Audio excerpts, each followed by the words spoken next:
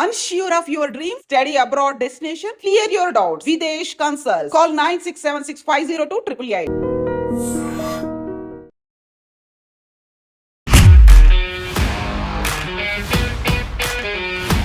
Namaste, welcome to iDream Money Matters with Anil AKV. Simplifying money, one episode at a time. Anil గారు నమస్తే అండి. So మనం ఇప్పటిదాకా share మార్కెట్ల గురించి, క్యాపిటల్ మార్కెట్ అంటే ఏంటి, ఎందుకని దాన్ని క్యాపిటల్ మార్కెట్ పిలవాలి, డీమ్యాట్ అకౌంట్లు ఎందుకు పతనం అవుతాయి, ఇవన్నీ మాట్లాడుకున్నప్పుడు సడన్గా వస్తున్నటువంటి ఒక న్యూస్, పాకిస్తాన్లో ఉన్నటువంటి షేర్ మార్కెట్ కూడా పతనం అయిపోయింది అనే పరిస్థితి. అందులో వాళ్ళ బ్యాంకుల్లో మెయింటైన్ చేయాల్సినటువంటి మినిమం అమౌంట్ కూడా లేదు అని అనడం అనేది. అసలు కశ్మీర్లో అటాక్ అయింది, ఉగ్రదాడి అయింది. ఆ తర్వాత మన వాళ్ళు సీరియస్గా రిటాలియేట్ చేశారు, ఆంక్షలు విధించారు. ఇవన్నిటి తర్వాత కూడా పాకిస్తాన్ కూడా అంతే తీవ్రంగా స్పందిస్తోంది. వాళ్ళు కూడా మా గగనతలం మీద నుంచి విమానాలు వెళ్ళొద్దు, ఇవన్నీ మాట్లాడుతున్నారు. ఎట్ ద సేమ్ టైం కవ్వింపు చర్యలు. ఇవన్నీ పక్కన పెడితే కనీసం వాళ్ళ ఆర్థిక పరిస్థితిని చూసుకోకుండా ఇవన్నీ ఎందుకు చేస్తున్నారు? క్యాపిటల్ మార్కెట్ అనేది కూలిపోతోంది, అక్కడ షేర్లు పతనం అయిపోయాయి. ఇలాంటి ఒక దుర్భరమైనటువంటి పరిస్థితి అంటారు కదా, అలాంటి కండిషన్ వచ్చినప్పుడు కూడా కశ్మీర్ కావాలనుకోవడం ఏంటి? అసలు పాకిస్తాన్ గురించి చర్చించడమే టైం వేస్ట్ అండి. ఫస్ట్ పాకిస్తాన్ అనే దేశం గురించి, దేశం అని కదా, ఆ భౌగోళిక స్వరూపం గురించి మాట్లాడడమే అసలు టైం వేస్ట్. అది దాని గురించి అరగంట సేపు మాట్లాడుకోవడం అనేది మన జీవితంలో అత్యంత ఏమంటారు దాన్ని, టైం వేస్ట్ వ్యవహారం. అది అర్హత లేని సబ్జెక్ట్ పాకిస్తాన్. దాని గురించి మాట్లాడుకోవడం, మన దేశంలో ఎవరు కూడా పాకిస్తాన్ గురించి మాట్లాడుకోరు. We don't think about that. అసలు వాళ్ళ అస్తిత్వాన్ని మనం గుర్తించము.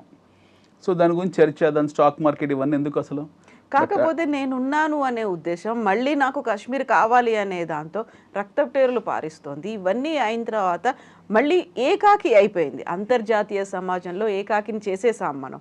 అలాంటి పని కూడా వాళ్లే చేసుకున్నారు. అయినప్పటికీ కూడా వాళ్ళ దేశం, ఆ దేశంలో ఉన్నటువంటి ప్రజలు వాటి మీద ఫోకస్ పెట్టుకోకుండా మన వైపు చూడడం మనల్ని ఇంకా కవ్వింపు చర్యలకు.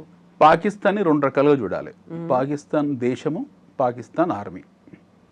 పాకిస్తాన్ అనేది దేశం కాదు, పాకిస్తాన్ అనేది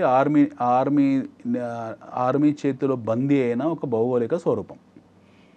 పాకిస్తాన్ ఆర్మీ అనేది ఏందని పక్కన పెడదాము, మళ్ళీ చర్చిద్దాం చర్చలో భాగంగా. But we're talking about Pakistan stock markets. అది చాలా ఇంట్రెస్టింగ్ సబ్జెక్ట్. అది పాకిస్తాన్ స్టాక్ మార్కెట్స్ అనేది ప్రపంచంలో 185 కరెన్సీలు ఉన్నాయి. మొత్తం 204 దేశాలు ఉన్నాయి, 185 కరెన్సీలు ఉన్నాయి. ఆల్మోస్ట్ నోటిఫైడ్ 160 స్టాక్ మార్కెట్స్ ఉన్నాయి, 160 నోటిఫైడ్ స్టాక్ మార్కెట్స్ ఉన్నాయి. ఈ నోటిఫైడ్ స్టాక్ మార్కెట్స్లో బాటమ్ 10లో పాకిస్తాన్ వస్తుంది, టాప్ 5లో ఇండియా వస్తుంది. టాప్ 5లో ఇండియా ఉంటుంది, బాటమ్ 10లో పాకిస్తాన్ ఉంటుంది. ఎంత ఉంటుంది అనుకుంటున్నారు మీ అంచనా? పాకిస్తాన్ స్టాక్ మార్కెట్ కానివ్వండి, పాకిస్తాన్ ఎకానమీ కానీ, మీ అంచనా గెస్ చేయండి, ఎంత ఉంటుంది మనతో కంపేర్ చేసుకుంటే? మనం ఇప్పుడు 5 ట్రిలియన్ ఎకానమీ గురించి ముందుకు వెళ్తున్నాము, ఆ దిశగా ప్రయత్నాలు కాదు సాధించేసాము. 5.2. స్టిల్ ఇప్పటికీ మనమే అన్ని రంగాల్లో ముందున్నప్పటికీ డెవలపింగ్ కంట్రీ అనే దగ్గరే అభివృద్ధి చెందుతున్న దేశం.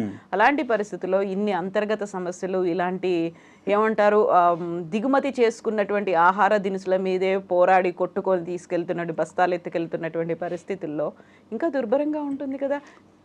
ఇప్పుడు మీరన్నట్టుగా లీస్ట్ 10లో ఉంది అనుకుంటే, బాటమ్ 10లో ఉంది అంటే, పాకిస్తాన్ ఎకానమీ వచ్చేసి మన GDP 5 trillion GDP. Pakistan GDP వచ్చేసి ఇంచుమించు 350 బిలియన్ 360 బిలియన్ ఉంది, which is lesser to Mumbai. Okay, మన వాణిజ్య నగరం బాంబే కన్నా పాకిస్తాన్ జీడిపి చిన్నది. దీన్ని బట్టి అర్థం చేసుకోండి వాళ్ళ ఆర్థిక వ్యవస్థ ఏంటో. బాంబే జనాభా వచ్చేసి 3 కోట్లు, దానికి 10 రెట్లు పాకిస్తాన్ జనాభా. భౌగోళికంగా భారతదేశంలో ఆల్మోస్ట్ పావు వంతు ఉంటుంది. అత్యంత సుసంపన్నమైన ఖనిజాలు కలిగిన పాకిస్తాన్, దాని జీడిపి మన ముంబై నగరం కన్నా తక్కువ. First point. సెకండ్ పాయింట్ వచ్చేసి వాళ్ళ మార్కెట్ క్యాపిటలైజేషన్. వాళ్ళ స్టాక్ మార్కెట్ ఉంది, కరాచీ స్టాక్ మార్కెట్ అని ఒకటి ఇచ్చింది. ఆ స్టాక్ మార్కెట్ క్యాపిటలైజేషన్, మన నిఫ్టీ 50 ఉంది కదా ఇండియాలో, నిఫ్టీ 50 కంట్రీ మొత్తం. నిఫ్టీ మన స్టాక్ మార్కెట్లో లిస్ట్ అయిన 12,000 కంపెనీస్ గురించి మాట్లాడలేదు. I'm not talking about 12,000 companies which are listed in BSE and NSE together. వీటి గురించి మాట్లాడలేదు. నిఫ్టీ 50లో రీసెంట్గా ఒక కంపెనీ ఎంటర్ అయింది. రీసెంట్గా ఆ కంపెనీ ఎస్టాబ్లిష్ అయ్యి కూడా ఒక 5 ఏళ్ళు అయింది, 5 ఏళ్ల క్రితమే. ఓకే. అది ఫుడ్ డెలివరీ యాప్, దాని పేరు జొమాటో. జొమాటో మార్కెట్ క్యాపిటలైజేషన్ 2 లక్షల కోట్లు, 2 lakh crores. మీరు దాన్ని బిలియన్స్ కింద కన్వర్ట్ చేస్తే అప్రాక్సిమేట్లీ అబౌట్ $17-18 billion ఉంటుంది జొమాటో. పాకిస్తాన్ స్టాక్ మార్కెట్ వచ్చేసి మీకు నిన్నటి క్రాష్ తర్వాత ఆల్మోస్ట్ $20 billion ఉంది. ఓకే. ఒక ఫుడ్ డెలివరీ యాప్ అంతా కాదు పాకిస్తాన్ స్టాక్ మార్కెట్. ఆ దేశం అంతా కలిపితే మన దగ్గర ఉన్న Swiggy, Zomato 2 food delivery apps అంతా కాదు పాకిస్తాన్ స్టాక్ మార్కెట్. మీకు అర్థమవుతుందండి చెప్పేది? అర్థమైంది. నిన్న మొన్న లిస్ట్ అయిన 2 కంపెనీస్, ఒకటి స్విగ్గీ, ఒకటి జొమాటో. స్విగ్గీ, జొమాటో 2 కలిపితే దీనికి ఎంత మార్కెట్ క్యాపిటల్, 2 కలిపి ఆల్మోస్ట్ 3 లక్షల కోట్లు ఉంటుంది. అప్రాక్సిమేట్లీ అబౌట్ 23-24 billion ఉంటుంది ఈ 2 యాప్స్. ఈ 2 యాప్స్ మార్కెట్ క్యాపిటల్, ఈ 2 కూడా స్టాక్ మార్కెట్లో లిస్ట్ అయిన కంపెనీస్, ఎన్ఎస్సిలో, బిఎస్సిలో. ఈ 2 stocks food delivery apps I'm talking about. నేను రిలయన్స్, అంబానీ, అదానీ గ్రూప్స్ గురించి మాట్లాడలేదు, అవన్నీ బియాండ్. వాటి గురించి మాట్లాడలేదు నేను.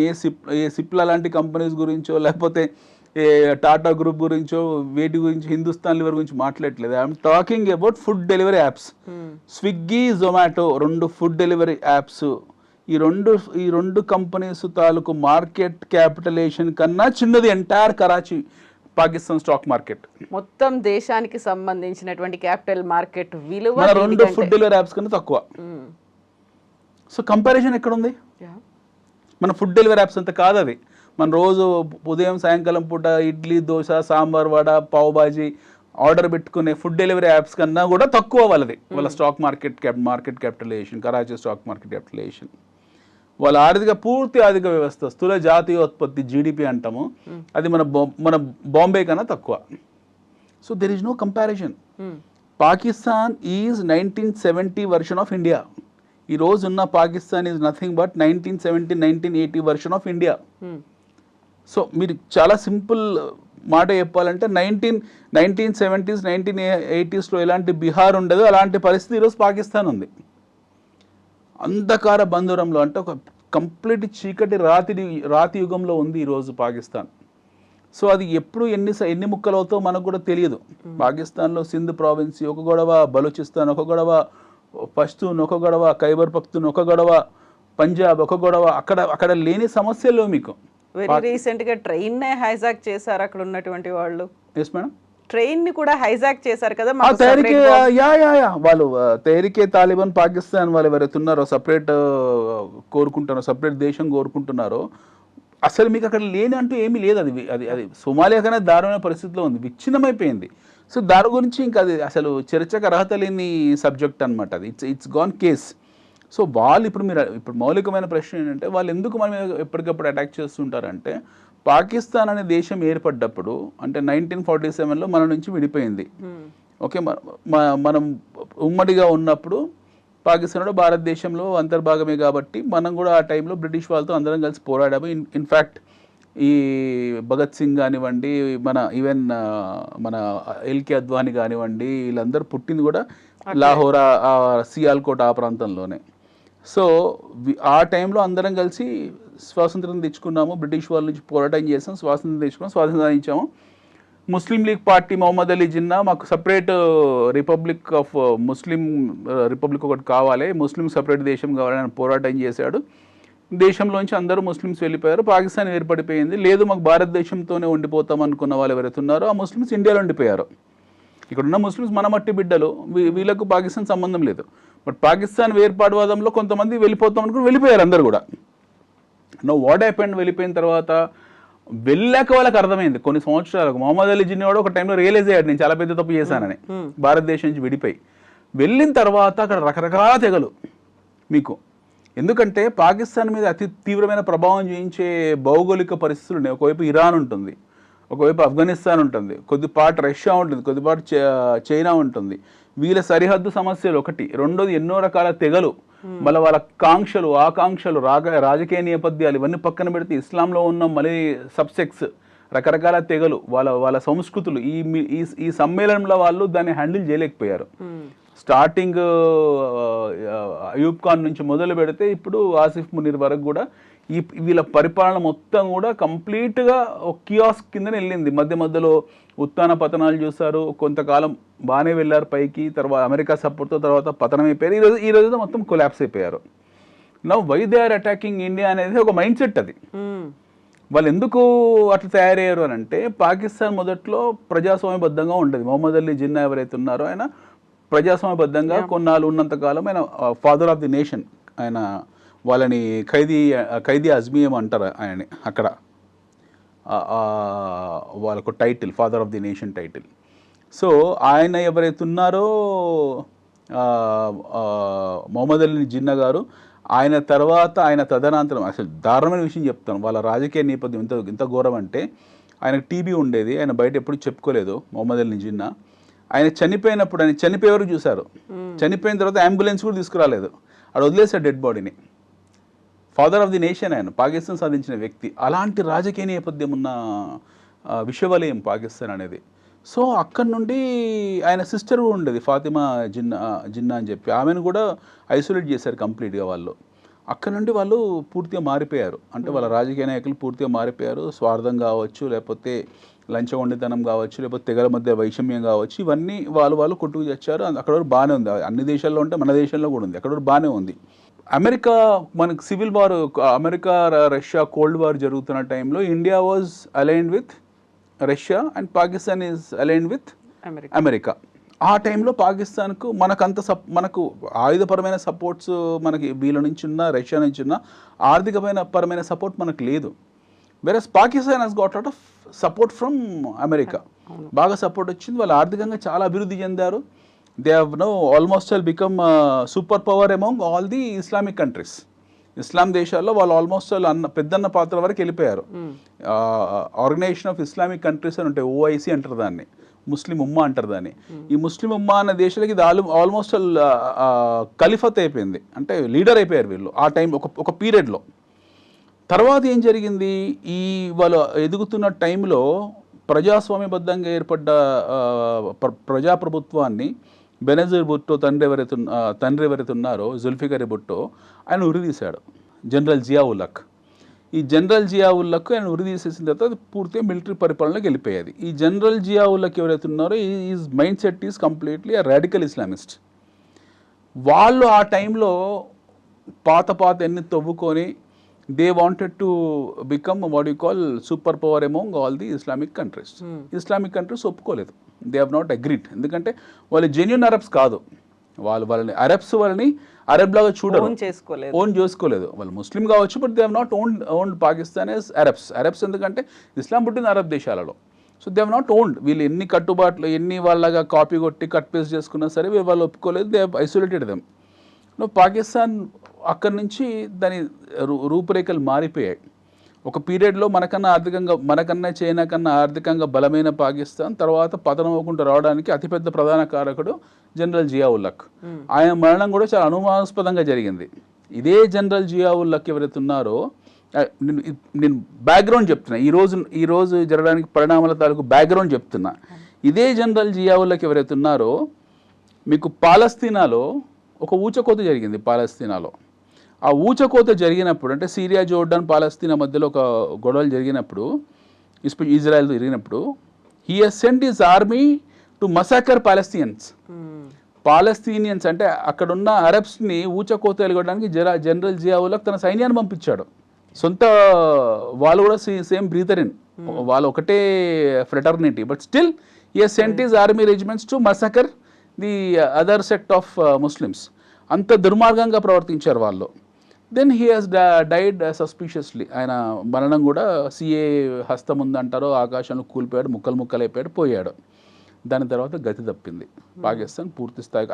ఆయన హయాం నుంచే, జియావుల్-హక్ కాలం నుంచే గతి తప్పింది. జుల్ఫికర్ భుట్టో ఎవరైతే ఉన్నారో కొంచెం చదువుకున్నవాడు, ఆధునికంగా ఆలోచించేవాడు, ఆయన కూలదోసి ఆయన ఉరిదీసి ఈయన వచ్చాడు. అక్కడి నుంచి ద కంప్లీట్ రాడికలిస్ట్. ఆధునిక విద్యా వ్యవస్థ నుంచి వాళ్ళు దూరం అయిపోయి మదర్సా విద్యా వ్యవస్థకు ఎక్కువ ఫండింగ్ చేయడం మొదలుపెట్టేసి నిర్బంధ విద్యను ఏర్పరిచారు. అక్కడ మదర్సాని నిర్బంధ విద్య, మామూలు గవర్నమెంట్ స్కూల్స్ ఉన్నా సరే దే హ్యావ్ మ్యాండేటెడ్ దిస్ విద్య. ఈ ముల్లాలు మౌలానా చేతుల్లోకి వెళ్ళిపోయింది. విద్యా వ్యవస్థ అంతా వాళ్ళ చేతుల్లోకి వెళ్ళిపోయింది. వాళ్ళ టార్గెట్ ఏంటి? గజ్వా హింద్ అంటే భారతదేశాన్ని పూర్తిగా ఇస్లామిస్ట్ దేశం కింద మార్చడం, లేదా వీళ్ళందరినీ కన్వర్ట్ చేయడం, భారతదేశం మీద పూర్తిస్థాయి ఆధిపత్యం తెచ్చుకోవడం. ఎప్పుడైతే పూర్తిస్థాయి ఆధిపత్యం తెచ్చుకుంటామో అప్పుడే మేము సంపూర్ణ స్వరాజ్యం సాధించినట్టు వాళ్ళ భాషలో ఏదో ఉంటుంది, అది అనుకున్నారు. దానికోసం అప్పటి నుంచి ప్రయత్నాలు మొదలుపెట్టారు. అంతకుముందు జరిగింది 1971లో యుద్ధం జరిగింది. మనం కరాచీ హార్బర్ని ధ్వంసం చేసాము. ఆ టైంలో ఇందిరాగాంధీ ప్రధానమంత్రి ఉండేది, వెళ్ళి మొత్తం మసాకర్ చేసేసి వాళ్ళని పూర్తి రూపురేఖలు లేకుండా చేసాం. మళ్ళీ కొన్నాళ్ళు కోలుకున్నారు. But they continued this what you call fake attacks. అది అక్కడి నుంచి మొదలైంది. తీవ్రవాద గ్రూప్ స్టార్ట్ అయిపోయాయి. ఈ జైషే మహమ్మద్, లష్కర్ ఏ తోబా ఇలాంటి గ్రూప్స్ అన్ని కూడా మీకు రకరకాల పేర్లు అక్కడ 100 గ్రూపులు ఉన్నాయి. Anti Indian groups, cross border టెర్రరిజంలో ఇన్వాల్వ్ అయిన యాంటీ ఇండియన్ గ్రూప్స్ ఏవైతే ఉన్నాయో, ప్రిసైజ్లీ యాంటీ హిందూ గ్రూప్స్ ఏవైతే ఉన్నాయో, ఒక 100 గ్రూప్స్ ఉన్నాయి అక్కడ. రోజుకు కొత్త గ్రూప్ పుడుతుంది. వాళ్ళ టార్గెట్ మాటికి రావడం, శ్రీనగర్లో రావడము, ఇక్కడ జమ్మూ కాశ్మీర్లో రావడం, ఇక్కడ మసాకర్ చేయడం, పోవడం.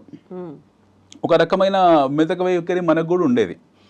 మనకు ఇండియా పాకిస్తాన్ యుద్ధం జరిగిన తర్వాత మనం భూభాగాన్ని కోల్పోయాం.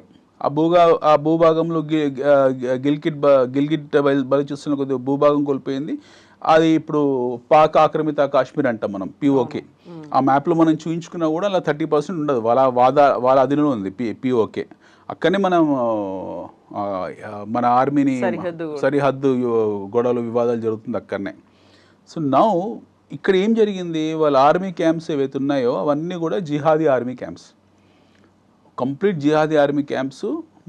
మన దగ్గర అంతర్గతంగా మనం బలహీనంగా ఉండడము, ఆర్టికల్ 370 ఉండడము, కశ్మీర్లో 2 రకాల ప్రభుత్వాలు రన్ చేయడము, 2 రకాల జెండాలు ఉండడం, 2 రకాల కాన్స్టిట్యూషన్స్ ఉండడం, రాజ్యాంగం 2 రకాల ఉండడము.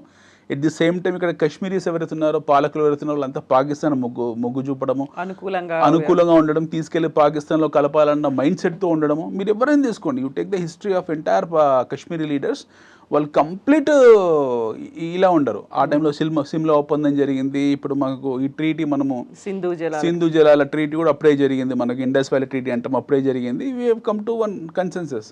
బట్ స్టిల్ మన మీద ఎప్పుడు అటాక్ జరుగుతుండేది. ఊరి అటాక్ కావచ్చు, పహల్గాం, నేను జరిగిన పహల్గాం కావచ్చు, మధ్యలో చార్ధామ్ అటాక్ కావచ్చు, ఇవన్నీ కూడా మన పార్లమెంట్ ఇది కావచ్చు, లేకపోతే ముంబై దాడులు కావచ్చు, ఇవన్నీ కూడా పార్ట్ ఆఫ్ దట్ క్యాంప్స్, ఈ టెర్రరిస్ట్ జిహాదీ క్యాంప్స్ వలనే జరిగింది. సో వాళ్ళ ఆర్థిక వ్యవస్థ ఎంత చితికిపోయినా సరే, వాళ్ళు ఏమైనా కానివ్వండి, వాళ్ళ ఫండింగ్, వాళ్ళు తినకుండా వాళ్ళ టార్గెట్ ఎంతసేపు భారతదేశం. It is easy to do a guerrilla war. Direct confrontation ఏతుంటుందో, ఆర్మీ కన్ఫ్రంటేషన్లో ఎప్పుడు మనతో యుద్ధంలో ఓడిపోయారు వాళ్ళు. సో డైరెక్ట్ ఆర్మీ కన్ఫ్రంటేషన్లో యుద్ధం గెలిచే సినిమా వాళ్ళకి లేదు. వాళ్ళకు చైనా సపోర్ట్ చేయాలి, అమెరికాలో తుక్కు అయిపోయినప్పుడు డొక్కు పాత F-16 యుద్ధ విమానాలు ఫ్లై చేసి మన భూభాగంలోకి రావాలి. ఇది సాధ్యం కాదు. ఆర్మీ కన్ఫ్రంటేషన్లో వాళ్ళు గెలవలేరు మనతో. చైనా సపోర్ట్ తీసుకొని రాలేరు. చైనా వాణిజ్యపరమైన సంబంధాలు మనకు చైనాకు ఉన్నాయి. చైనా మనతో విచ్ఛిన్నం చేసుకోలేదు తన దౌత్య సంబంధాలని. సో వాళ్ళు ఏం చేస్తున్నారు, they instead of coming and confronting directly on military pact, they are doing this terrorist activities. ఈ టెర్రరిస్ట్ యాక్టివిటీస్ రోజుకు రకరకాల రూపాంతరాలు చెందుకుంటూ వెళ్ళింది. అది ఏ స్థాయికి వచ్చిందంటే, నేను జరిగిన పహల్గాంలో చివరికి ఆ మగవాళ్ళ దుస్తులు విప్పేసి వాళ్ళ మతాన్ని అర్థం చేసుకొని హత్యలు చేసే స్థాయికి వచ్చారు వాళ్ళు. అంటే they wanted to send A message to entire Hindus of this country that మేము మా హిందువులు ఎవరైతే ఉన్నారో, హిందువులు మేము టార్గెట్ చేస్తాము అండ్ మీ స్త్రీలను అపహరించుకుపోతాం మేము. గజ్వా హింద్ అనేది మా మైండ్ సెట్, మా థాట్ ప్రాసెస్, మేము గజ్వా హింద్ సాధిస్తాము అని ఒక మెసేజ్ పంపించారు. అది ఎప్పుడు పంపించారు, అంతర్జాతీయ వేదిక జరుగుతున్నప్పుడు. భారతదేశంలో జేడీ వ్యాన్స్ ఎవరైతే ఉన్నారో ఆయన సతీ సమేతంగా, కుటుంబ సమేతంగా భారతదేశంలోకి రావడము, అమెరికా ఉపాధ్యక్షుల వారు ఆయన వచ్చి ఇండియాలో ఉన్నప్పుడు, మన దేశ ప్రధాని సౌదీతో సత్సంబంధాలు ఏర్పరచుకోవడం కోసం రియాద్లో ఉన్నప్పుడు ఆ సమయంలో దొంగ దెబ్బ కొట్టారు ఇక్కడ. So they use this platform, this opportunity as a platform to send a message via this massacre. So ఇది Pakistan net. What is Pakistan అంటే ఇది పాకిస్తాన్. సో ఇది ఒక టెర్రరిస్ట్ దేశం. అది వాళ్ళు టెర్రరిస్ట్ దేశంగా చాలామంది గుర్తించారు వాళ్ళని. నిన్న అమెరికా సెనెట్ కూడా ఖండించింది ఈ అటాక్ని. సో యునైటెడ్ నేషన్స్ కూడా ఖండించింది. స్వయం మీరు చెప్తే ఆశ్చర్యపోతున్న తాలిబాన్ కూడా ఖండించింది. ఇదేంద్ర ఇంత దుర్మార్గమైన చర్యకు మీరు పాల్పడ్డారని చెప్పి.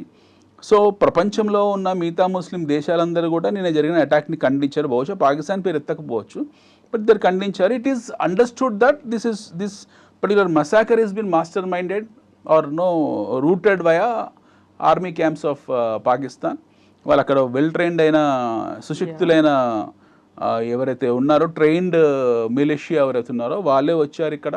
ఆ పహల్గాం పర్టికులర్ ప్రాంతాన్ని ఐడెంటిఫై చేశారు. ఆర్మీ ఏదో రెస్క్యూ ఆపరేషన్ చేయడానికి ఆర్మీ రావడానికి గంట టైం పడుతుంది. ఈ టైంలో మేము చేయాలనుకుని చేసి వచ్చారు. సింపుల్గా బందీలను చేసుకున్నారు, వాళ్ళ మతాన్ని గుర్తించారు, హత్య చేశారు, స్త్రీలను వదిలేశారు, వెళ్ళి.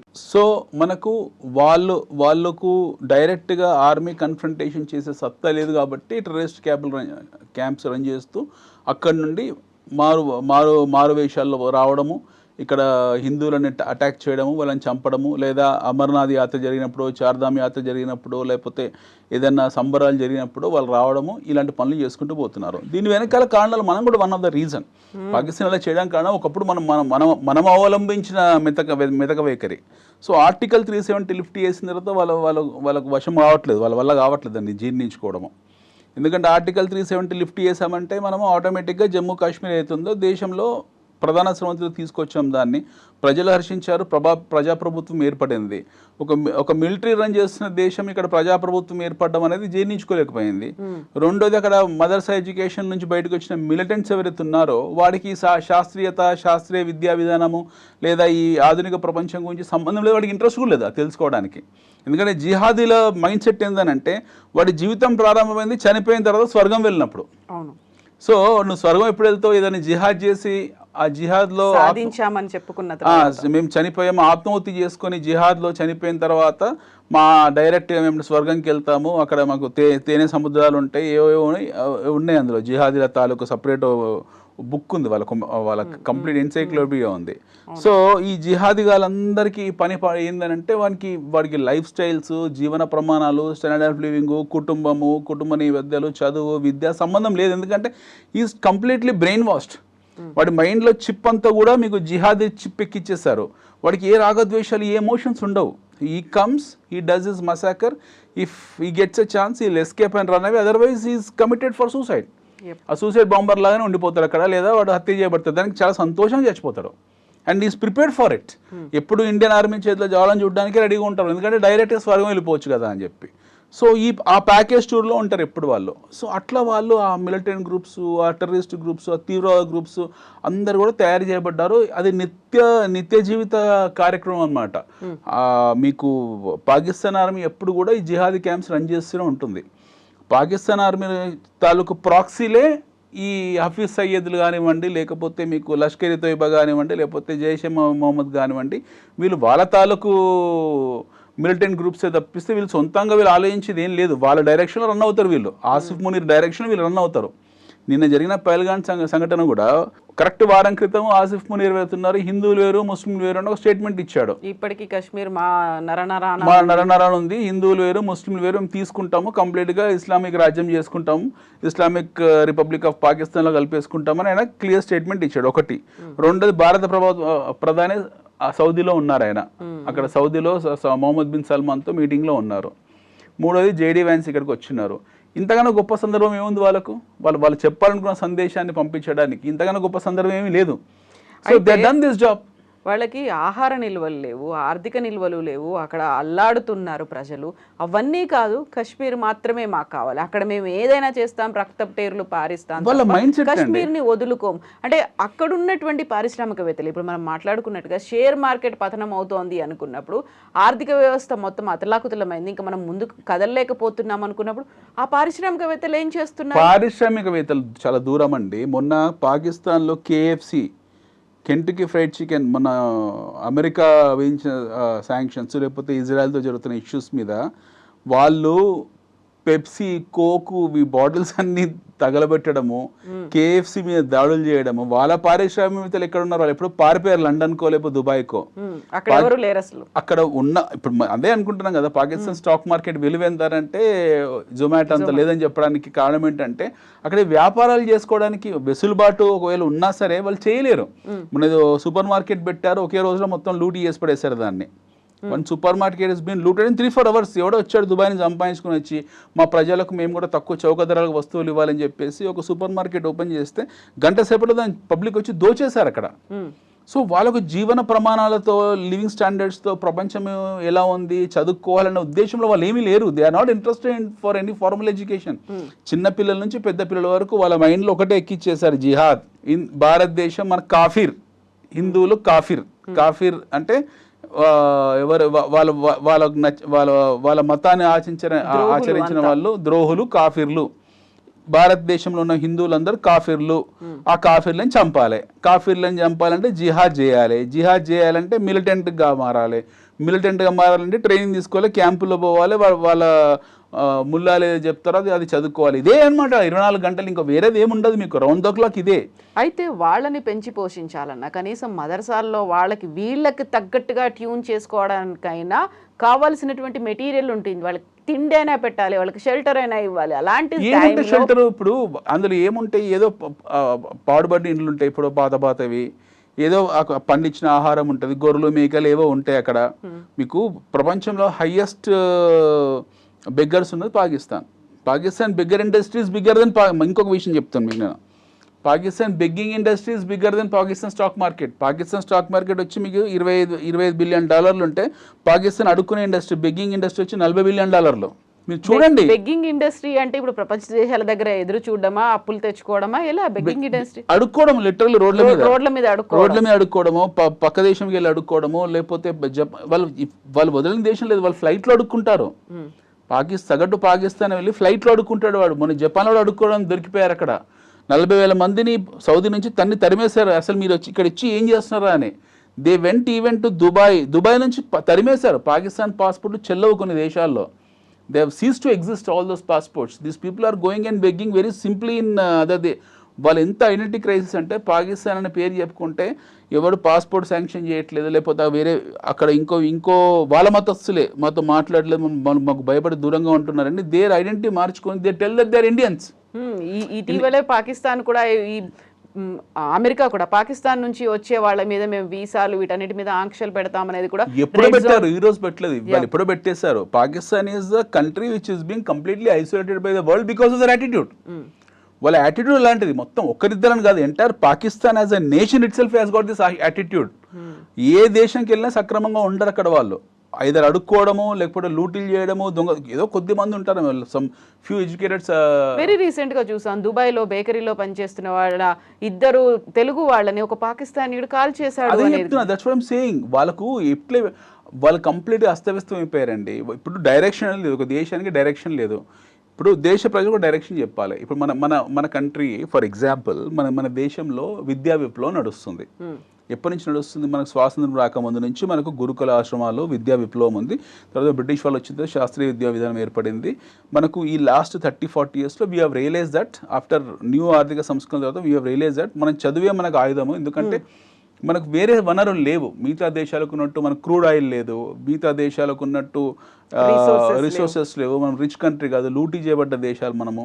సో మన దగ్గర ఏం లేదు. మనం ఇంకో దేశంతో లేదా ఇంకో ఆధునిక ప్రపంచంతో పోటీ పడాలంటే చదువు తప్పిస్తే మన దగ్గర ఇంకో ఆయుధం లేదని చెప్పి చదువుకు అడక్ట్ అయిపోయాం. We people got addicted to education whatsoever the reason. మనం ఈరోజు చాలా చులకనగా చైనా కాలేజీలు అంటాం మనము. ఏది చైతన్య నారాయణ కాలేజీని కొంతమంది చైనా కాలేజీలు అని చులకనగా మాట్లాడతారు. ఈ చైతన్య నారాయణ ఏదైనా కానివ్వండి, ఎంతమంది ఇంజనీర్లు తయారు చేసింది, ఎంతమంది డాక్టర్స్ని తయారు చేసింది. వాళ్ళందరూ ఎక్కడో పనిచేస్తున్నారు. వాళ్ళు వాట్ ఎవర్ ఇట్ ఈస్, 10,000 జీతాన్ని పనిచేస్తున్నారు, 50,000 పనిచేస్తున్నారు, 1,00,000 రూపాయలు పనిచేస్తున్నారు, సెకండరీ. కొన్ని లక్షల మంది ఈరోజు ఒక విద్యా విప్లవంలో భాగస్వామ్యం అయిపోయారు. ఈరోజు మన దేశంలో బీట్ ఇర్రెస్పెక్టివ్ ఆఫ్ కమ్యూనిటీ, మన దగ్గర చదువు అనేది లేకపోతే విద్య లేనివాడు వింత పశువునట్టు చూస్తాం మనం. ఫస్ట్ అడిగేది నువ్వు ఏం చదువుకున్నావు. మనకి 2 ఫ్రెండ్స్ అవుతే వాడు చెప్పుకుంటాడు వాడు qualification. We'll look in to his college. వాడు కాలేజ్ తెలుస్తాం, వాడు యూనివర్సిటీ తెలుసుకుంటాం, వాడు డిగ్రీస్ తెలుసుకుంటాము. దాని తర్వాత we'll go towards community on that. But basically మనం ఏం చేస్తున్నావు, ఏం చదువుకున్నావు, ఈ రెండే మన దగ్గర మౌలికమైన ప్రశ్నలు వస్తాయి. రెండోది, చదువుకు మనం ఇచ్చే విలువ ఏంటంటే, మన దగ్గర సగటు ఆడపిల్లలను చదివించకపోతే చాలా ఇబ్బంది అనుకొని మనము ఇండ్లు, బంగారం, వస్తువులు అని తగలబెట్టాను సరే, ఆడపిల్లలు కానివ్వండి, మొగడు పిల్లలు కానివ్వండి, లోన్లు తీసుకొని కింద వినబడి ఏదో చదివిస్తాం మనం. అమెరికా వెళ్తున్నారు, మనం మధ్యలో కూడా విమర్శించాం కొంతమందిని. ఇదేంటి అన్ని అదేంటి అని వదిలిపెట్టుకొని చెప్పి వెళ్ళిపోతున్నారని. But when end of the day education is so important. I'm talking about శాస్త్రీయ విద్యా విధానం గురించి మాట్లాడుతున్నా. అంటే సైంటిఫిక్ ఎడ్యుకేషన్ అనేది మన జీవితంలో ఎంత విడదీయనిదంటే unless until you are not educated you are not recognised as a human being. మనిషిలాగా చూడడం చదువుకొని వాడిని మనం. సో చదువు అనేది అంత ఇంపార్టెంట్ మనకు, ఎందుకంటే మనకు అన్నం పెట్టేది చదువే. ఈ చదువు అనే విప్లవంలో మనకు ఒక సత్యానందెల్ల పుట్టారు, ఒక సుందర్ పిచ్చయ్య పుట్టారు, ఒక వివేక రామస్వామి పుట్టారు, ఇన్ఫోసిస్ ఎవరండి శివనాడర్ పుట్టారు, మన బ్రిటన్ ప్రధానమంత్రి మనవాడే కదా ఋషి సనక్ పుట్టారు, ఇప్పుడు తులసి గబాడి అమ్మాయి, వీళ్ళందరూ ఎవరు? This all people. ఉషాగా ఇప్పుడు ఈ అమ్మాయి ఉపరాష్ట్రపతి భార్య, వీళ్ళందరూ కూడా ఈ చదువు వలన వచ్చిన వాళ్ళే కదా. ఈ రోజు కొత్త లేదు మనకు. City bank president Vikram Pandit నుంచి మొదలు పెడితే ఇందులో ఈ పెప్సీ కంపెనీ చైర్మన్ వరకు గతంలో we have taken education so seriously that no, unless until we are not educated world will not recognize అని చెప్పి మనం విద్యా విప్లవంలో ఉన్నాం. ప్రపంచాన్ని రోజు శాసిస్తున్నాం మనం. ఒక ఐటీ రంగమే కాదు, హెల్త్ కేర్, ఫార్మా, మీరు ఏదైనా తీసుకోండి. వేర్ ఎవర్ ఇండియన్ గో, భారతదేశం నుంచి మన వనరులు ఎక్కడికి వెళ్ళినా సరే వాడి దేశ కీర్తి పతాకాలు ఎగరేస్తాడు తప్పిస్తే ఏ రోజు దేశానికి అవమానం కలిగే కార్యక్రమం చేయడు. ఏ రోజు భారతీయుడు ఇంకో దేశంలో అడుక్కు తినడు. వాడు పెట్రోల్ బంక్లో పెట్రోల్ కొట్టుకుంటాడు తప్పేసి ఉద్యోగం లేకపోతే ఆ బెంచ్ పీరియడ్లో బంక్లో పనిచేయడము, లేకపోతే స్వీపర్గా పనిచేయడము, టాయిలెట్లు శుభ్రం చేయడము, డిగ్నిటీ ఆఫ్ లేబర్ని గౌరవించి ఏ పనైనా చేస్తాడు తప్పిస్తే దొంగతనాలు చేయడు, లూటీలు చేయడు. They will not do anything of this kind. So that is the reason we're highly respected across the world. మనకంటూ ఒక గౌరవం, ఒక విలువ, శాంతి కాముకులు అన్న పేరు మనకి ఎందుకు ఉందనంటే మనం చదువుకున్నాము, శాస్త్రీయ విద్యలో ఉన్నాము, సామరస్యంతో ఉన్నాము, సౌభ్రాతృత్వాన్ని గౌరవించాము, మనిషిని మనిషిలా ట్రీట్ చేస్తాం మనం. ఇప్పుడు తల వంచుకొని పని చేస్తాము. శాంతి కాముకులు, మేము శాంతిని కోరుకుంటున్నాము. ఇది ఎంత దూరం వెళ్ళిపోయింది, ఎన్ని రక్తప్టేర్లు పారాయి, ఎంతమంది చనిపోయారు ఈ 77 ఏళ్లలో. ఇలాంటివన్నీ చూసిన తర్వాత ఆ శాంతి అనే మంత్రం ఇంకెంత కాలం? మనం ఎప్పుడు కూడా బుల్లెట్ మొదటిసారి కాల్చమండి. We only retaliate. We never offend anyone. మొదటి నుంచి కూడా మన చైనా దురాక్రమణ జరిగినా, పాకిస్తాన్ దురాక్రమణ జరిగినా వాళ్ళ వైపు నుంచి వాళ్ళు ఆక్రమించుకోవడానికి వచ్చారు తప్పిస్తే మనం వెళ్ళలేదు. మనల్ని మనం డిఫెండ్ చేసుకున్నాం. ఈ డిఫెండ్ చేసుకునే ప్రహాసనంలో, ఈ ప్రక్రియలో మనము బిలియన్స్ ఆఫ్ డాలర్స్ ఆయుధాల మీద ఖర్చు పెడుతున్నాం. అసలు అవసరం లేదు అంతంత డబ్బు ఖర్చు పెట్టడం, కానీ మనకు తప్పని పరిస్థితి. టుడే పాకిస్తాన్ ఆర్మీ బడ్జెట్ వచ్చేసి $2 బిలియన్, $2 బిలియన్. వెరాజ్ ఇండియన్ ఆర్మీ బడ్జెట్ వచ్చి $80 బిలియన్. ఏం ఫైట్ చేస్తారు మనతో వాళ్ళు? 2 బిలియన్ అయినప్పటికీ కూడా వాళ్ళ దగ్గర అన్ని రకాల వనరులు ఉన్నాయి, వాళ్ళకి కావలసినటువంటి ఆయుధ సంపత్తి అంతా ఉంది. ఇలాంటి లైక్ మైండెడ్ కంట్రీస్ ఏవైతే ఉన్నాయో, జస్ట్ లైక్ ఆఫ్ఘనిస్తాన్, ఇలాంటి కంట్రీల నుంచి వాళ్ళకి కావాల్సినటువంటి ఫైనాన్షియల్ హెల్ప్ ఆఫ్ఘనిస్తాన్ కు పాకిస్తాన్ పడదు. ఆఫ్ఘనిస్తాన్ పాకిస్తాన్ చర్యల్ని ప్రతిరోజు ఖండిస్తుంది. Afghanistan is the biggest enemy for Pakistan. ఈరోజు పాకిస్తాన్కి అతిపెద్ద శత్రువు ఆఫ్ఘనిస్తాన్, పాకిస్తాన్కి అతిపెద్ద శత్రువు ఇరాన్. బట్ వీళ్ళ దగ్గర ఆయుధ సంపత్తి అయితే ఉంది కదా, వాళ్ళని సపోర్ట్ చేయరు. Pakistan is an isolated nation. Pakistan is a begging nation. Pakistan ఎవడు సపోర్ట్ చేయడు. ఏ ఇస్లామిక్ కంట్రీ కూడా పాకిస్తాన్ సపోర్ట్ చేయదు. ప్రపంచ ప్లాట్ఫామ్ మీద అత్యంత గౌరవం పొందిన దేశం భారతదేశం. అన్ని ఇస్లామిక్ కంట్రీస్తో మనకు చాలా గొప్ప రిలేషన్షిప్ ఉంది. మనకు సౌదీ అరేబియాలో ఈరోజు గుళ్ళు కడుతున్నారు, ఆలయాలు కడుతున్నారు, వాళ్ళ పాఠ్యాంశాలు రామాయణం భగవద్గీత పెట్టారు. మనకు ఒక్క మక్కా మదీనా తప్పిస్తే మిగతా అన్ని చోట్ల ఎంట్రీ ఉంది. రైట్, ఖతార్ లాంటి దేశాలు, యునైటెడ్ అరబ్ ఎమిరేట్స్, దుబాయ్ని మనమే శాసిస్తున్నాం. ఒక మాట చెప్పాలంటే 50% దుబాయ్లో ఉన్న వ్యాపారాలన్నీ భారతదేశం, మన గుజరాత్లో, కేరళ వాళ్ళే చేస్తున్నారు. So you take anywhere in entire Arab countries, Arab league మొత్తం మీరు తీసుకోండి. అరబ్ లీగ్ అనేది ఇండియా నుంచి వాళ్ళు విడదీయని బంధం మనకుంది. మనకున్న సత్సంబంధాలు చాలా అద్భుతమైనవి. ఈ రోజు మీరు హైదరాబాద్లో ఏ హాస్పిటల్ అయినా తీసుకోండి, you take AAG, you take Yashoda, you take care, you take sunshine, you take any major corporate hospital in Hyderabad, మీకు సపరేట్ ఎన్ఆర్ఐ వింగ్లో 50-60% ఉండేది మీకు గల్ఫ్ నుంచి, దుబాయ్ నుంచి వచ్చిన పేషెంట్లే. మెడికల్ టూరిజంలో ఫస్ట్ ఆప్షన్ వాళ్ళ అమెరికా కాదు, వాళ్ళకి ఫస్ట్ సింగపూర్ కాదు, first option India, that to Hyderabad. మన దగ్గరికి వస్తారు వాళ్ళు, ఎందుకంటే they feel India is the most safest country for their medical treatment. At the same time మనం కూడా అలాగే ట్రీట్ చేస్తాం వాళ్ళతో. ఇరాన్కు అమెరికాకి ఎన్ని శాంక్షన్స్ ఉన్నాయి, ఎన్ని గొడవలు జరుగుతున్నా, ఇరాక్ యుద్ధం ఎన్నిసార్లు ఎంత తీవ్ర స్థాయిలోకి వెళ్ళినా ఇరాన్ నుంచి మనకు ఆయిల్ సప్లై ఆగలేదు, ఇరాక్తో మన సత్సంబంధాలు ఆగలేదు. అక్కడ ఇరాక్ ఇద్దరు సునీషియా 2 దేశాలు కొట్టుకు చేస్తున్నా సరే మనకు సద్దాం హుసేన్తో రిలేషన్షిప్ ఉండేది, ఆయతుల్లా ఖుమైనీతో రిలేషన్షిప్ ఉండేది. 2 దేశాలతో మనకు ఆయిల్ చమురు దిగుమతులు జరిగేవి. సౌదీ నుంచి మనకు ఆయిల్ దిగుమతి జరుగుతుంది. ప్రపంచంలో ఉన్న ప్రతి ఇస్లామిక్ కంట్రీతో మనకు అద్భుతమైన రిలేషన్షిప్ ఉంది. We don't have any problem with anybody. మొన్నటికి మొన్న మాల్దీవ్స్ ప్రధానమంత్రి మోజీ ఎవరైతే ఉన్నారో ఆయనకు ఫైనాన్షియల్ ప్రాబ్లం వస్తే చైనా వాళ్ళు బిట్రే చేశారు, చైనా వాళ్ళు మోసం చేశారు వాళ్ళ పోర్ట్స్ విషయంలో. అతను ఫస్ట్ వచ్చింది ఇండియాకే. మన దగ్గర వారం రోజులు ఆతిథ్యం తీసుకొని $400 మిలియన్ అప్పు తీసుకొని వెళ్ళాడు. మళ్ళీ మనం ఇచ్చేసాం, పోరా బాబు తీసుకో పండుగ చేసుకోపో అని చెప్పి. So when ever somebody any Islamic country wanted to continue relationship, they look at India. చాలా విషయాల్లో వాళ్ళ మధ్యవర్తిత్వ పాత్ర వహించాము. చాలా సందర్భాల్లో మనం వాళ్ళ ఫోరమ్స్లో ఉన్నాము. మనకి ఎన్నో హైయెస్ట్ అవార్డ్స్ వాళ్ళు ఇచ్చారు, ఎన్నో హైయెస్ట్ సివిలియన్ గ్యాలరీ అవార్డ్స్ మనకి ఇచ్చారు. మన దగ్గర ట్రైన్ అయ్యి వెళ్తారు వాళ్ళు. మన స్టాఫింగ్ కానివ్వండి, మన నర్సింగ్ కానివ్వండి, మన మీద ఆధారపడ్డ గల్ఫ్ దేశాలు ఉన్నాయి. సో మనకు వాళ్ళకున్న సత్సంబల్ చాలా అద్భుతంగా ఉంది. ప్రపంచంలో మనని శత్రువుగా చూసే ఏకైక దేశం పాకిస్తాన్ మాత్రమే, ఇంకెవరు కాదు. Nobody looks at. But దురదృష్టవశాత్తు మనం వాళ్ళని దాయేది అంటాం తప్పిస్తే వాళ్ళు మన శత్రువు అనే అంటారు. సో అలాంటి పాకిస్తాన్ అన్ని అంతర్జాతీయ సమాజం అంతా ఐసోలేట్ చేసింది, ఒంటరి అయిపోయింది, ఏకాకి అయిపోయింది అనుకున్నప్పటికీ ఒక రకంగా వాళ్ళకి ఆర్థికంగా, ఆరోగ్యపరంగా, ఆహారపరంగా వనరులు కూడా లేనప్పుడు వాళ్ళకి అంత ధైర్యం ఎక్కడి నుంచి వచ్చింది? కశ్మీర్ మాకు కావాలని అక్కడ రక్తపు ధైర్యం ప్రజలు పాకిస్తాన్ ప్రజలకు ఈరోజు ఆకలి కేకల్లో ఉన్నారు. పాకిస్తాన్ ప్రజలకు ఈరోజు విద్యా ఉపాధి లేదు. ఈరోజు కరెంటు ఛార్జెస్ అదిరిపోతున్నాయి. అక్కడ కరెంటే ఉండలేదు, అక్కడ తినడానికి తిండి లేదు, ఉపాధి లేదు, విద్య లేదు, ఏమీ లేదు. ప్రజలకు ఈ మిలిషియాకు సంబంధం లేదు. అక్కడ సామాన్య ప్రజలను బ్రెయిన్ వాష్ చేసినా కూడా వాళ్ళు మనుషులే, వాళ్ళకు నిత్యావసర వస్తువులు ఉంటాయి, వాళ్ళకు కుటుంబం ఉంది, వాళ్ళకు బాలీవుడ్ అంటే ఇష్టం, వాళ్ళకు భారతదేశంతో సంబంధాలు పెట్టుకుని ఉంటుంది. I'm talking about this particular Islamist jihadi mentality is being created by Pakistan army. Pakistan army సృష్టించిన ఈ జిహాదీ మైండ్ సెట్ ఏదైతుందో అది జనాల్ని రోజు బ్రెయిన్ వాష్ చేసుకుంటూ, ఒకప్పుడు పెద్దవాళ్ళలోనే ఆ బ్రెయిన్ వాష్ అయ్యేది, ఇప్పుడు యువకులు చిన్నపిల్లల వరకు వాళ్ళు అక్కడ వరకు పాక్కుంటూ వెళ్ళిపోయింది. So majority of Pakistanis have been completely brainwashed, thinking that India is a కాఫిర్ నేషన్, హిందూస్ ఆర్ కాఫిర్స్ and they have to do గజ్వా హిందూ అని ఇండియా. సో ఇప్పుడు మీరు అన్నది వాళ్ళు ఎందుకు వస్తున్నారంటే వాళ్ళు ఇందాక మనం కన్ఫ్రంటేషన్ చేసే సత్తా వాళ్ళకి లేదు. డైరెక్ట్ కార్గిల్లో ఒక యుద్ధం చేశారు మనతో, ఈ రోజు వరకు కోలుకోలేదు ఆర్థికంగా. కార్గిల్ యుద్ధం జరిగిన తర్వాత భారతదేశం ఎక్కడి నుంచి ఎక్కడికి వెళ్ళిపోయింది graph. We have grown 10 times from there. Kargil యుద్ధం జరిగినప్పుడు మనం ఎక్కడున్నాం, కార్గిల్ యుద్ధం జరిగిన తర్వాత మనం ఎక్కడున్నాం. ఈరోజు ప్రపంచంలో 4th లార్జెస్ట్ ఎకానమీ మనది. అప్పుడు మనం టాప్ 10లో కూడా బాటమ్ 10లో ఉన్న వాళ్ళం. తర్వాత మనం సాధించిన ప్రగతి ఏ స్థాయిలో చూడండి.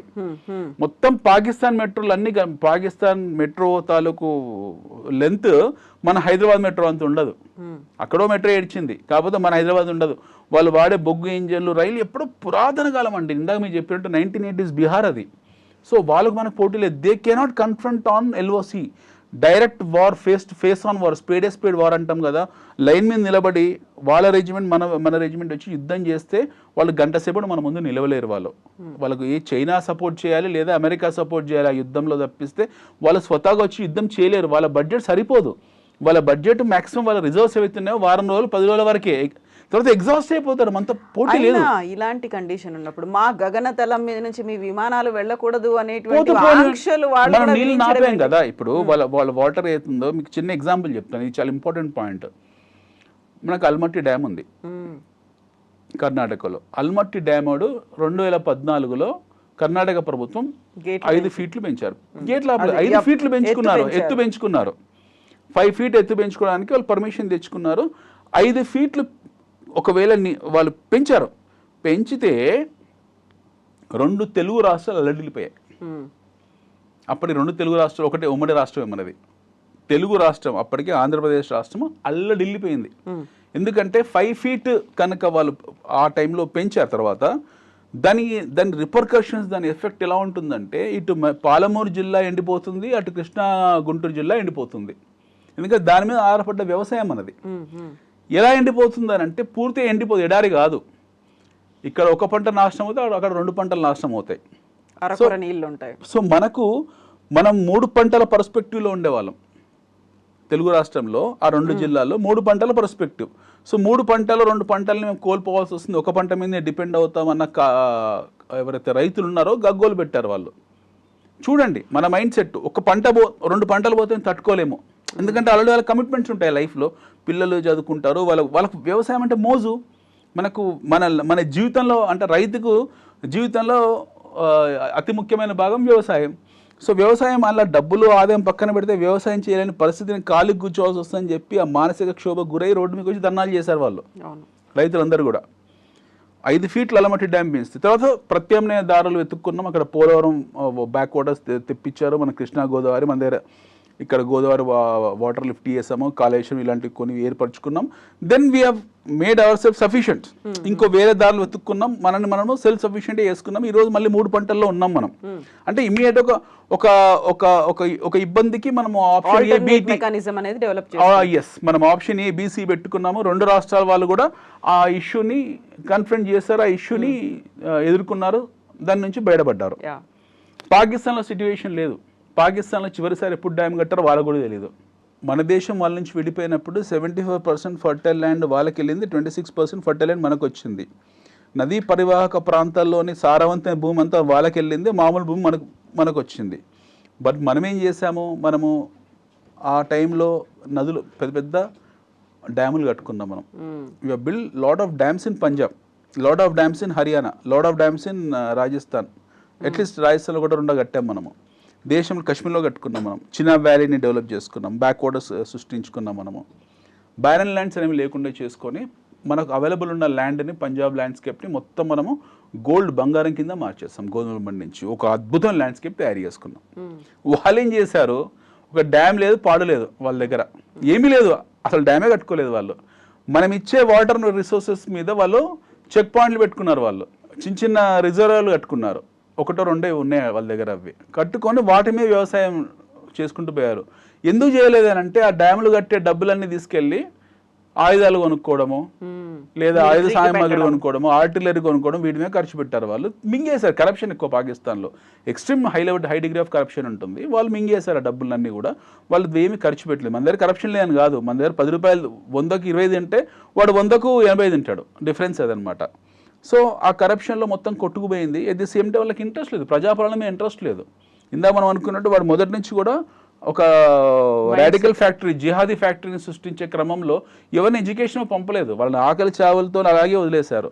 You have plenty of what you call starvings deaths, చాలా ఆకలి చావులు ఉన్నాయి పాకిస్తాన్లో. సో అలా వదిలేశారు. వాళ్ళు ఏం వాటర్ గీటర్ వాళ్ళు అర్థం చేసుకోలేకపోయారు.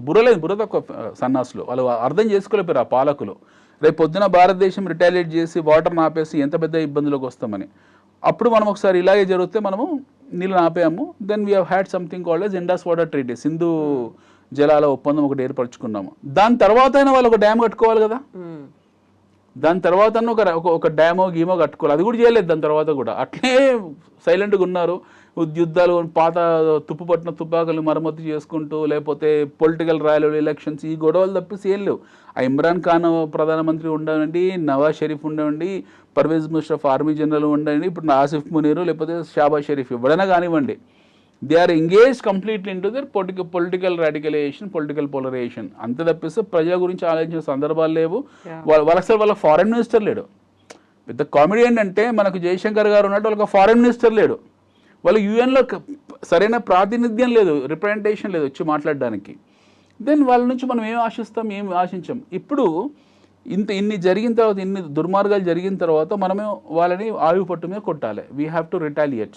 దానికోసం రక్తపాతము, బుల్లెట్ ఫైర్ చేయడము, ఇవన్నీ వేస్ట్. ఎందుకు బుల్లెట్లు వేస్ట్ చేసుకోవాలి, ఎందుకు ఆర్టిలరీ వేస్ట్ చేసుకోవాలి, ఎందుకు మోటార్ షెల్స్ వేస్ట్ చేసుకోవాలి? డ్యామ్ గేట్లు క్లోజ్ చేసి అయిపోతుంది కదా.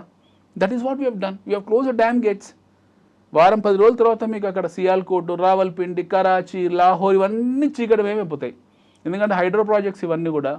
At the same time irrigation, drinking water, ఇది వాడికి మంచినీళ్ళు దొరకవు తాగడానికి, కొనుక్కునే స్తోమత లేదు, తయారు చేసే ఫ్యాక్టరీలు లేవు, ఏమీ లేవు, నథింగ్.